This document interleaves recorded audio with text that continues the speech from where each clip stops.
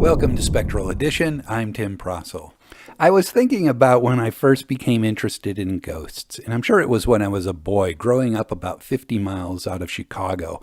It's an area where you've almost certainly heard the story of Resurrection Mary, one of the most popular hitchhiking ghost stories in the United States.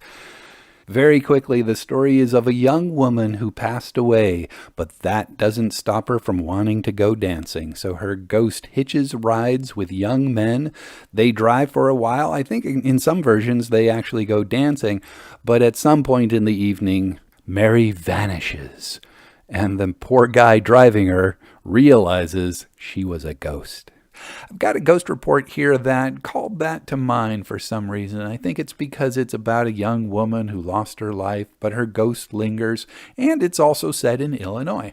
It was published in the Democratic Northwest and Henry County News from Napoleon, Ohio, printed on October 18th of 1894. The headline is "The Girl in White, Mysterious Disappearance of Lizzie Clark 20 Years Ago, The Tragedy of a Little Illinois Town, Murder or Suicide, The Ghost That is Seen by Hunters and Rivermen.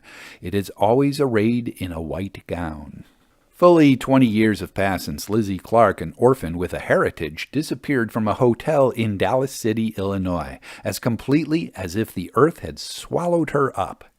In all that Western country, there has never been a stranger case than the disappearance of that girl, and there has never been a greater ghost mystery than has been and still is occasioned by the evidently disembodied spirit of the girl.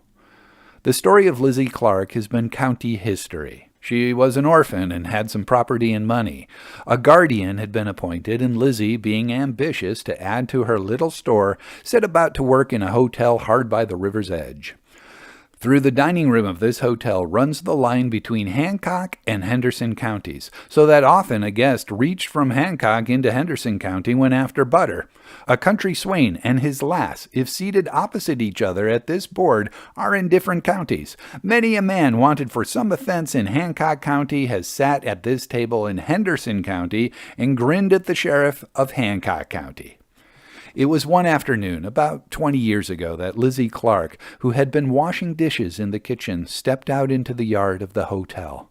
She was seen to leave the kitchen by several working around the house, who paid no attention to the girl, but that was the last ever seen of her. Those who saw her step out into the yard heard no scream, no stifled moan, no struggling, but there are people yet living who believe that the girl was suddenly seized, strangled, concealed in the house until dark, and then cast into the dark river. Be that as it may, the murderers, if they remained in the same locality long, have been amply tormented since. It is said that the murderers did not leave the locality for some time thereafter, and yet again others say the girl was never murdered, but drowned herself, and that her ghost is not one of a murdered person's, but one of a suicide. All one can gain from the different stories and theories is that the girl was dealt with foully in some manner, and that her ghost still haunts the locality. Of course, every effort was made to ferret out the mystery. Detectives hunted high and low, money was spent to no purpose, and finally the guardian of the girl's estate turned her money and property over to the county authorities, in whose hand it remains to this day because there is no kith or kin to claim it.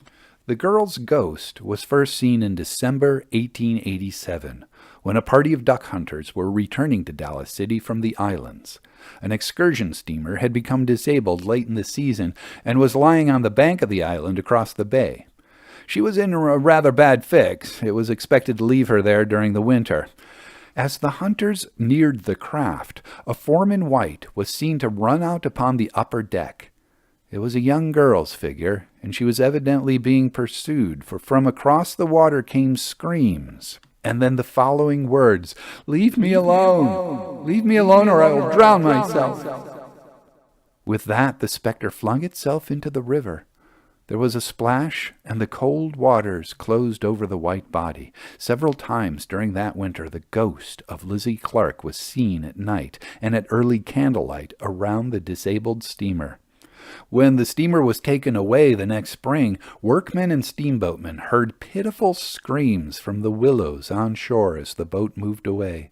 The spirit did not leave the island, and it is believed now that she was buried on the island after the murder.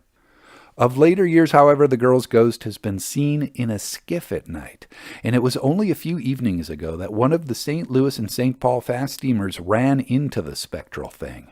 The pilot did not see the ghostly craft until too late. He says he saw a boat of white that looked more like floating fleece than anything else. In the boat was a young girl in white raiment, but there were blood clots on the white dress. She was rowing swiftly. When the prow of the steamer struck this frail craft, it cut through it like mist. The ghostly occupant only laughed, a sort of uncanny laugh, a half scream, and when we had passed, I saw the spectral craft dancing on the waves behind.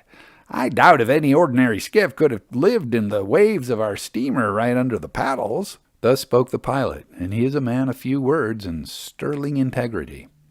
Have you seen Lizzie Clark's boat? Is now the question that goes from one mouth to another during the summer season. The question is not asked so often in winter from the fact that the poor girl's spirit does not seem to roam so much. Hunters have come into Dallas shaking with fright and calling for a dram to brace their nerves, saying that while coming down from the islands above the ice, they had met Lizzie Clark walking rapidly toward them. She always wears that white dress, and the bloodstains on the neck are plain. The girl's eyes are always staring wide open, as if she were being suffocated. Her spirit has been known to step out from behind a clump of dead trees at the head of the island and face passers-by. She will give them a terrible look, and then scream piteously. In an instant more, the spirit has disappeared. I'm Tim Prossel, and I've collected over 300 of these ghost reports, all of them printed in actual U.S. newspapers between 1865, the end of the American Civil War, and 1917, when the U.S. entered World War I. I've chosen the scariest, the most intriguing, and a few of the funniest for a book titled Spectral Edition, Ghost Reports from U.S. Newspapers 1865 to 1917. It's at Amazon in paperback and Kindle, and you can find it at other online bookstores too. For more information, visit brombonesbooks.com.